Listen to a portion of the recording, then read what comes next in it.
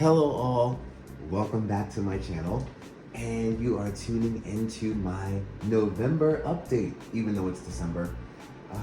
I noticed that we were getting into the middle of December, and I really wanted to film this November update because I really feel like I'm at a spot where I am taking care of my plants and maintaining them appropriately because this transition has been rough.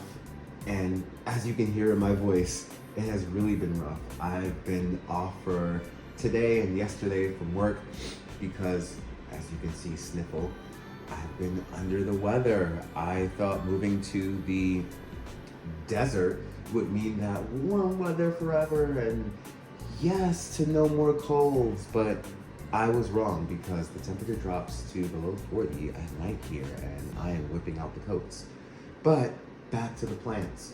I wanted to get into a November update and just give you all a general care video and get back into the groove on how my collection is progressing. So with regard to the factors that we're going to talk about today, just to sum them up so you're aware, because this will be quite a lengthy video. We're going to talk about my light and nutrients very briefly because those are things that do not change. And then we're going to get into temperature, moisture, and air/humidity because that's something that not only has changed from where I moved, but something that fluctuates, and I'm having a pretty challenging time trying to learn the patterns of how my air changes and how the humidity changes if I'm just running the AC or the heat. So to jump into it, our November update, we'll start with the light, and we'll start with that because it'll be short. As I mentioned before, I do slightly change my light hours, but now that I'm in the desert and I don't have really transition seasons, and what I mean by that is that I don't have a spring or a fall, I basically put them on 12 hours in the winter and 14 hours in the summertime because there's no cool down and no heat up. It's just hot and a little warm and cool, and then it's cool for a while and then a little warm and hot. And when I say a little warm, it is such a difference from where I moved in DC, or a little cold, should I say. And when I say a little warm, a little cold, I'm referring to the fall and the spring seasons where we have a bit of that falling temperature to bring us into winter and that sudden spring of temperature to bring us into summer. Here, that is non-existent. There is summer, and then in a couple of days, there is winter. Luckily, it doesn't get freezing cold here, so I don't have to worry about things like that. But while we're on the topic of light, I did want to mention that I do use Barina lights for most of my collection here. So the Barina lights are up here at the top as well as here at mid-level. I have an extra one here if anyone wants to see what they look like. Yeah, so those are the Barina lights. Excuse my nails, I don't do manicures and stuff. But those are the Barina lights, and I don't have anyone off the shelf, but what I mean by that is the Orchid hobbyist lights, which I believe go by botanicalleds.com. Mine say Orchid hobbyist.com on the back because I bought them when that's when the website was called. But I do believe in these simple LED lights that provide great results for your collection. I'm a foliage guy, so my lights are for blooming because my plants are healthy, so they tend to bloom. But really, my grow lights are just for the health because I don't have much sunlight. But I will say, my experience from both of these lights is that everything will bloom. You just have to figure out the particular care for it. A lot of them require, 10 to 12 hours to bloom for a season, and just learning these requirements in the backgrounds of your plants is going to help you to maintain them how you prefer. I prefer leaves. Now, moving along to temperature. Temperature like light is something that is very consistent here. So we'll jump right into that seasonal summer and winter difference here in Las Vegas. But I will say one of the biggest changes is that I have a central AC, which not only changes the temperature, but drastically drops the humidity and dries out the air. But we'll get into that when we talk about the air slash humidity topic. So following the light, while we're on temperature here, it literally is a huge factor for your plants, but it really just decides the season, as in when it's warmer, your plants are going to grow faster and just produce more, and when it's cooler, they're going to slow down. Orchids are a little different here. They do slow down when it's cooler, but a lot of them, like your standard Phalaenopsis, like the one that's up here, these babies will bloom in the winter time once the temperature drops if they have enough light, which is pretty interesting. I love a good orchid in the winter time because they continuously give you these surprises, whether it's like some type of new growth or new bloom. But although the winter time is pretty much a difficult season, I don't really have too much of a challenge here in Las Vegas. So jumping on to the temperature, let's start with the summertime. Now, I do have a north-facing window here, so in general, it's just going to be cooler than other people's experience of Las Vegas. So during the summer, maybe even springtime, I haven't been here for the springtime, but during the summertime, the sun is a bit more north, so I do have a bit more sunlight, although it's still indirect. I only have a bit of direct sunlight during sunset in the summertime because of where the sun is going down and how my apartment faces north. But in the wintertime, there is nothing. I mean, it's cold here. It's so weird to explain to people that I'm in Las Vegas and during the wintertime, my apartment struggles to get above 65 degrees unless I put the air on because I don't have any direct sunlight. So keeping on that same topic, because I don't have direct sunlight, I do still keep a good temperature during that summer slash growing season. So my highs during the summer are around 85 and my lows are around maybe 73, 70-ish, and that's speaking of nighttime overnights. So the summertime is a pretty good growing season for my plants and all of my indoor ornamentals and orchids. I don't really struggle. But the winter is the struggle time for me and for most people. Now, I have a bit of an anomaly when it comes to what I struggle with in the wintertime. So I struggle with not only dry air, but also rot, because although I have a north-facing window, I do have sunlight. So although I have the grow lights growing, the sunlight during the day does help the plants just work in general. And in the wintertime, because I don't have that extra sunlight, they're just relying on the heat in the apartment and the grow lights. And I like to run the heat a lot because I don't like it cold.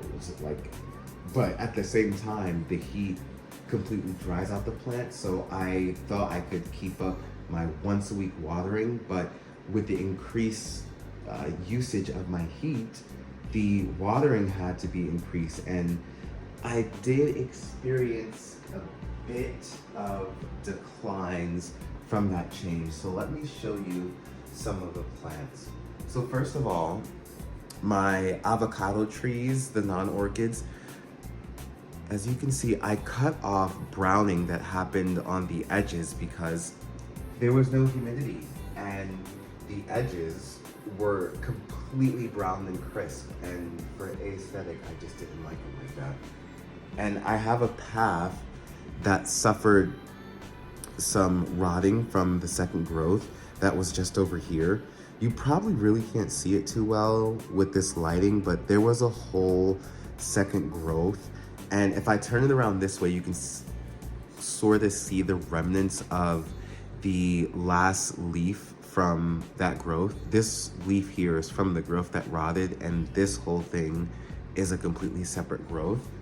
And the rotting came because this pot is a little larger and only needs to be watered maybe every 2 weeks, and I kept up the watering with every once a week. So the humidity has just changed things. Another non-orchid is this alocasia.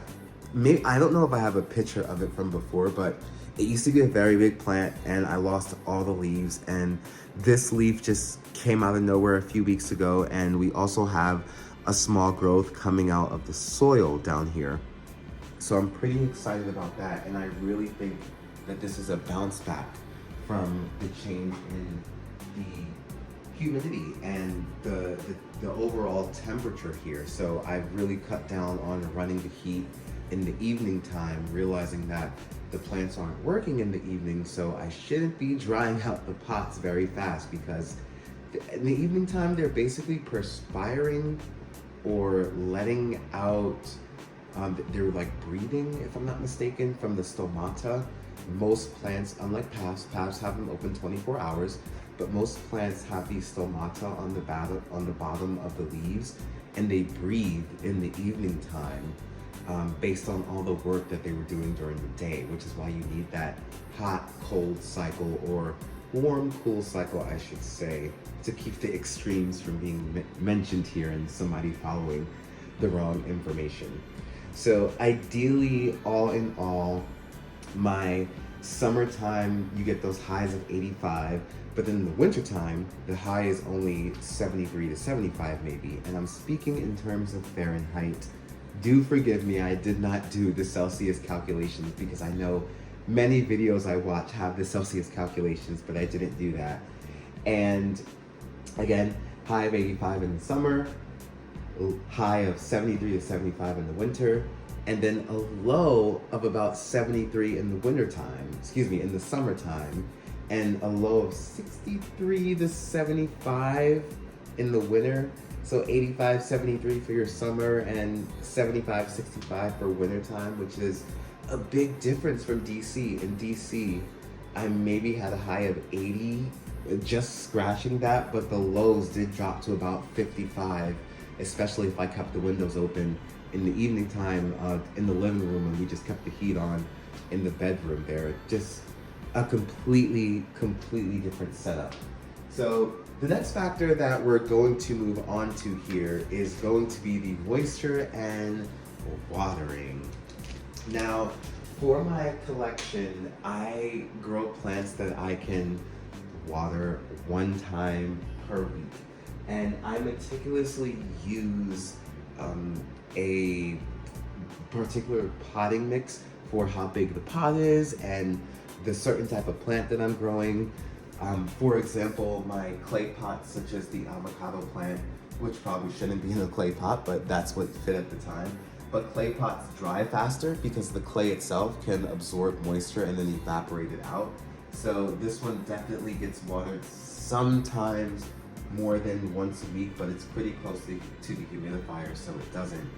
But the one plant, a lot of my plants don't really grow out really fast, dry out fast. Oh, this plant here, a foul that I have in just a 4-inch pot, just the pot alone, no double cupping, that grows out very well in the setup that I have it, forgive me here. But that dries out about once a week, along with everything else. And then you see I have my paths here, which are double cupped, the cup with drainage, and then inside the cup with no drainage also dries out about once a week, given the medium that I have it in. So the medium does play a crucial role in the frequency of water. Now, I did mention in a few other videos about my tap water. I don't use it anymore. I did recently invest in a ppm meter, which I strongly suggest getting if you need to test your water. It came with the zero filter. Oh, excuse me. It came with the zero filter that I now use to water all my plants. And basically it's taught me that my water quality is horrible. When I moved from, let me just adjust this camera a little more. When I moved from DC, the hardness, or ppm, of my water was about 112, which isn't so bad. So that's the amount of mineral content, parts per million, ppm, in your water. So 112 in DC. Move over to Vegas and it's freaking 440, like super high. So I had to do something about that, and now I just use the zero filter for my plants. And with regard to the drying time, some of them are double cupped like the halves, and others are not, such as the phals here. So my phals are all in single cups. This one here, even the ones in pots, although it's double cupped, it has a lot of air, and just in general, they're not double cupped with regard to stuff that needs a high drying time. And they're also possibly in drier potting pots with regard to clay. So I only have I only have 2 plants actually that are potted only in clay pots. One is a cattleya, and again, my avocado tree up here, and I have another one on this side that is potted in a plastic pot that has a small self-watering reservoir at the bottom, so that stays extremely moist. And I'm probably gonna replicate that with the clay pot eventually when I repot it, because the other one is doing a lot better. And lastly, my houseplants are all potted in plastic pots. Some of them are in like things like mugs, but generally they are in a potting mix that consists of cocoa coir primarily. And you probably can't see it. I'll probably put a picture of the mix, but this is one of my Hoyas, my Hoya Matilde, which is growing great, so cute. But the potting mix is very extremely fine, and it's very airy. It seems to not have much soil in it, and just a lot of fine pieces of wood / bark and cocoa coir, as well as perlite. And the reason why my houseplants are potted in that is because it allows me to also water them within 1 week. And it's just how I like to do things. I know people are always like, I like to water or I don't like to water. Me, I'm more on the spectrum of not liking to water, but not to a point where I'm gonna skip it. I do keep it up, but I grow everything in a medium or in a pot where it can dry out in time and or stay moist long enough, as long as I need it. I do have a small Monstera cutting back here. Let me grab this. This is an almost, and it doesn't have any drainage. And I also water it once a week with very small amounts of water. And once that vine grows a bit more, I will propagate it to make it a bit full. But I just thought it'd be a good experiment to try, and so far it's working. Do also have a bit of small, slow release fertilizer tucked away inside of the moss, which seems to be proving a good attribute as well. Now, moving on to air and humidity. As you can see here, I have one humidifier here, and I also have a very big humidifier at the bottom here. So my humidity sucks. As you can imagine, living in the desert, it just sucks. But one thing I will say, plants don't need humidity that much. It's great if you have it because it affects so many different other factors. So just to scale back a bit and go into the background, again, my air here is very dry. When I don't have the humidifiers running in this apartment, the humidity is between 18 to 30%, maybe like at most with the doors closed for the entire day. And with the humidifiers running, I can maintain about 55 to 67%, which is great. As a matter of fact, right now, I have a humidity reading of 73%, but I think that's because it's sitting on top of the humidifier, so I will actually just move this for a sec. One thing I have noticed, my humidity has been extremely consistent. I don't want to say extremely high, but it has been consistent ever since I've moved to this double cup method, and I think it's because it slowed down the evaporation time of my plants. And although it's a very small scale, it's proven to have a very large effect given that my grow space is concentrated in a small corner of my apartment. And I love it. When I was back in DC, however, the low humidity was about 40 to 55% as opposed to 18 to 30. And then the high humidity was like 60 to 75% with the humidifiers. Yeah, as opposed to 55 to like 65 here. And in DC, when it rained, your humidity was like 100%. That was just insane because it meant that there was a perfect drying time for the plants, and you didn't have to water and just provide as much maintenance. Like, low humidity means there's more maintenance. There's more leaves dying, so there's more of that maintenance of cutting things off and pruning when the seasons switch. There's more watering because the pots are drying quicker. And I don't know, but I like to just come over here sometimes and dip my face in. It just feels really, really great. But going on, as I mentioned earlier, that double cupping method is something that I recommend because I always recommend growing your collection in the most economical method. These are just cups from the grocery store. And again, the inner cup has holes in it that I did with a soldering iron, and the outside cup has no holes, and that allows me to control. So if I do need it to dry fast, I can remove the outer cup. And if I need a little more moisture, I can actually keep a tad bit of water at the bottom of the cup because the roots aren't touching. When the roots touch the bottom, that's when you really gotta play with keeping moisture down there, because now you're treading along the lines of experiencing root rot and really having to manage the watering schedule.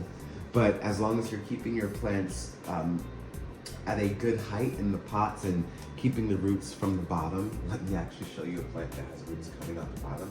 This plant is a water lover. It's a Chinese evergreen, and the roots are just, they actually love the additional moisture that's left at the bottom of the rug after I water. But there are some plants that don't, such as your phal. Your phal's not going to appreciate water left at the bottom, especially in moss, because that water is going to keep the moss moist for very long, and then you'll be treading on the side of root rot as opposed to treading along the boundaries. Now, your air and humidity kind of play a rock, paper, scissors, so I did want to touch on something that I noticed in my notes.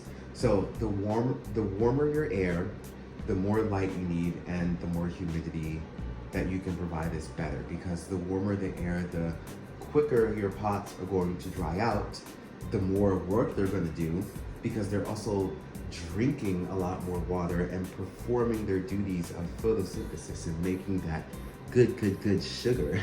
I don't know if any of you have ever tasted sap that comes off of your plants, but it's pretty good.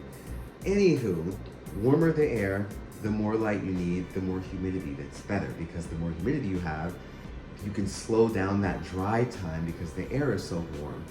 And when you experience the adverse season, which is cooler air, you then need less light and less humidity, because in cooler air, things are drying very slow. So there's no point in giving it more light, because the cooler air is normally synonymous with a sort of a cooler season, a winter season, where the sun is providing less light. And that's why growing under grow lights gets complicated, because I don't really worry about things like that, because 12 hours in the winter, 14 hours in the summer, my babies work all year round. As opposed to when you're getting into real winters or people who have cooler indoor temperatures, your watering regimen seriously has to change. The light that you give it would probably have to change if there's gonna automatically be cooler temperatures. You shouldn't really be blasting your plants with light and cooler temperatures unless you have an orchid, because an orchid will give you really good blooms in like 60 degrees with like 13 or 14 hours of light, but that's a topic for another time. Lastly, the nutrient side, let me go ahead and try to find this Repot Me slow release nutrients that I use, but I use a slow release fertilizer for my entire collection because I am lazy and I do not want to mix anything with every watering. However, now that I have moved back to the zero filter and the fact that my water just has no nutrients like the tap water in DC, I may be supplementing with cow mag and seaweed. So again, more videos for another time. And now that we have wrapped up the care, let's get into some plants in the collection here. So first, I just wanted to show you my Maranta prayer plant because I don't know what's going on here. My partner calls this plant dreads because the leaves, I'll show you a picture of how it looked before. And now, just look at this. The leaves have completely curled and I'm assuming it's because of the humidity because the soil is very moist. I just watered this the other day. I'm probably going to repot it on the next watering, but I stay away from repots during the winter time because there's so much change going on regarding the temperature and the light and the humidity, so I try not to do a lot of changing things. I also have my Sweet Memory here. My Sweet Memory is one of my favorite plants, one of my favorite blooms of all time. Sorry about the dust. I use tap water in my humidifiers and it just spews out the calcium everywhere. And I'm not about to wash leaves for every 2 days. But this is my Sweet Memory and it's looked like this for 6 months. No growth, no new roots, no nothing. But I am watering and keeping up with my simple regimen, keeping it under the lights. There's a path at the top here that lost a growth from rot, but I already cut it off. However, I do have another path which I believe might actually be similar species, but I have another path, a Philippinense, I believe this is, that one of the growths I'm also losing to, it looks like some type of stem rot. I did go into the roots and the roots were completely fine. So right now I'm spraying this with a Physane solution, Physane 20, which I highly recommend. It also allows me to share my water when I water. Let me show you what the bottle looks like. Sorry, my robo vacuum looks like it's about to go off because I kicked it. Actually, it's resetting itself back. So this is Physane 20. I highly recommend it. Not only can you wash your house with it, but you can put it in your plant water in the bucket and bottom water your entire collection without worrying about spreading bacteria or viruses. So basically all my plants again have drainage at the bottom or in the cups, and I just dip them into a bucket and I water them in a Physane solution. I just got back to doing that actually because it took a while for that Physane to come. But a couple of more highlights here to point out. I did show you the roots on my evergreen here. I have a philodendron that's doing pretty well, as well as some pothos on the other side of my house. My pothos aren't in the Growspace because they can just be sort of like next to my TV and stuff because they don't require a lot of light. Here's my Shirley Admonson, who has bloomed for me every year. I love this path. I mean, the bloom is nice. It's nice to have a bloom, but the leaves, the show that it puts on is pretty spectacular. I love a good model plant. Excuse the sniffles. I don't know if you'll be able to see this, but I do have a couple of plants that are putting on some spikes. So this Shileriana, please forgive the leaves. I do believe one day I had ran out of filtered water and this was really dry. And I watered it with tap water, and I think that's what caused this discoloration on the leaf. And I'm not sure if you can see it, but there is a spike. Oh man, this is gonna be hard to show. There is a spike right there. Let's see, I don't know if you can see that there. But this small keiki actually came from a bigger Schilleriana that I have. I got from a nursery out in California. I believe it was Norman's. Yeah, this was from Norman's. It used to have like 8 leaves and now I'm down to 3. But it put on a new leaf that's smaller than the others, but I do, this is one of my favorite orchids because it just thrived when I was in DC. Right now it's still on the bounce back, but I'm willing to work with that. One of the hybrids of the Schilleriana, which is the Schilleriana by Manii. This one is Schilleriana by Manii Black, one of my favorites. You can see the leaves are huge compared to my hands. I have pretty decent sized hands. But this orchid is so beautiful and it has a silver sheen on it. It's one of my favorites, and I don't know if you can see, but that white stuff is the mineral deposits that I was talking. Ooh, I'm dropping some of the bark here. The white stuff there was some of the mineral deposits I was talking about that happens from the tap water. It's horrible. It's horrible. I don't have any plants right now with the mineral deposits because I did a pretty good job erasing all that stuff. Sorry for the sniffles. And you can see some of my plants. Oh, as you can see in my phao, see the cups with the hole, no double cup around it. But I was saying some of the plants are just going through their winter wear and tear. Oh, didn't intend on that happening, but this is just what happens when the temperatures get cooler. The plants just don't need as much energy. I'm a little shocked that that just happened, but it's normal. It is completely normal. And what else can I show you guys that I have in this collection? I have like my modeled section down there.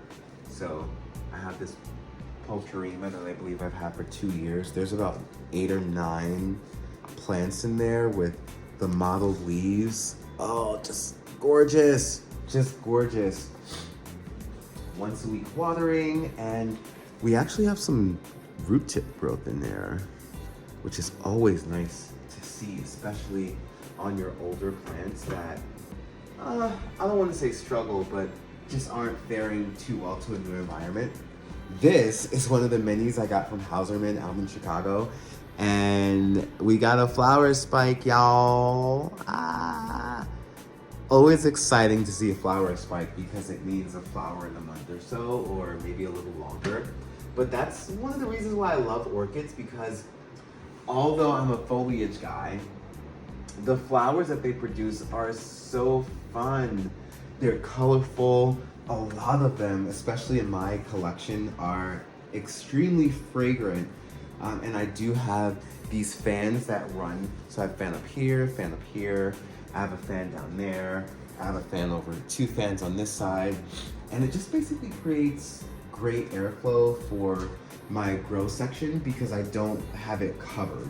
So the humidity that falls from here and the humidity that comes out of the big one there just have a constant circulation around the space. I'm sorry, my voice is probably getting high, but I get so excited when I'm talking about my plants.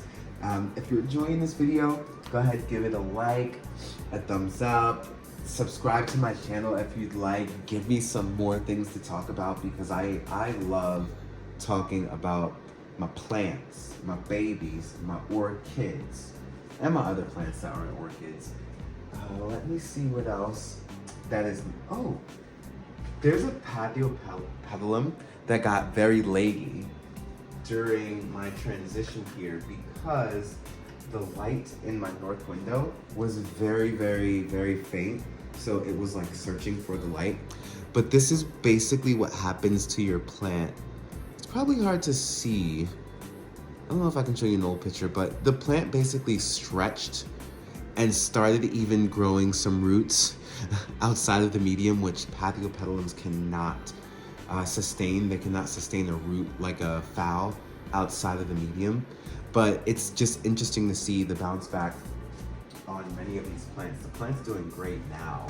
It's under good light and it's just growing well. It's still growing fast, but it's not growing leggy. The leaves are actually just widening. What else can I show you? I also have I think they call this the Chinese money plant. It is the Peperomia Pepiamoroides, or I'm not gonna attempt to say this, but I like this plant. I like the movement of the plant. I like that you can just like play with these little leaves that it has. It's cool. It grows on like the stalk. And again, I think I just broke this off. I don't know what is going on with this video, but again, it's one of those plants that just requires a good dry time, and then you douse it with water. Just douse it with water when it needs to be watered. I think that is probably all I have to show you with regard to actual movement in my collection. I showed you my favorite orchid, the Bronze Maiden, that's going on right now. Let me just turn.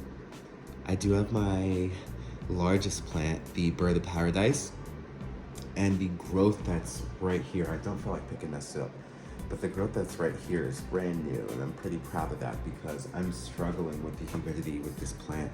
The leaves just rip as they grow out and grow up, and it's pretty annoying.